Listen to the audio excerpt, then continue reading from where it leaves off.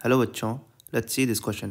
The question says the energy released by the fission of one uranium atom is 200 mega electron volt. The number of fissions per second required to produce 3.2 megawatt of power is. Now जो एक uranium atom से हमें जो energy मिल रही है वो है हमारी 200 मेगा इलेक्ट्रॉन वोल्ट। इस वाली एनर्जी को हम E1 मान लेते हैं, तो ये हो जाएगी इक्वल्स टू 200 इंटू 10⁻6 और इलेक्ट्रॉन वोल्ट को हम लिख लेंगे 1.6 इंटू 10⁻−19।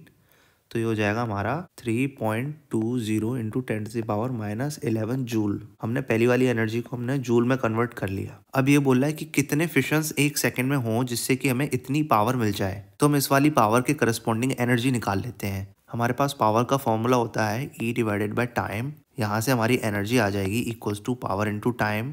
पावर हमें गिवन है मेगावाट, तो ये हो जाएगा हमारा 3.2 इंटू 10⁻6 और टाइम हमें गिवन है 1 सेकंड, क्योंकि पर सेकंड पूछा है ना, तो 1 सेकंड हो जाएगा ये।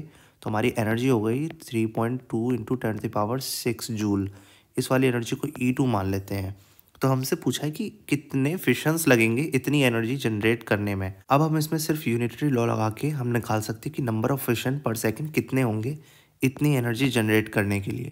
एक यूरेनियम एटम के फिशन होने से हमें E1 एनर्जी मिल रही है, तो n नंबर ऑफ फिशन होने से E2 एनर्जी मिलेगी। तो यहाँ से हम क्रॉस मल्टीप्लाई करके सीधे निकाल सकते हैं E2 into 1 divided by E1। तो ये हो जाएगा 3.2 into 10⁻6 divided by 3.2 into 10⁻−11 joule. यहाँ से हमारे पास नंबर ऑफ फिशंस आ गए 10⁻17। तो यानी कि 10⁻17 नंबर ऑफ फिशंस पर सेकेंड होंगे to generate 3.2 megawatt of power. I hope you understand the concept. Best of luck.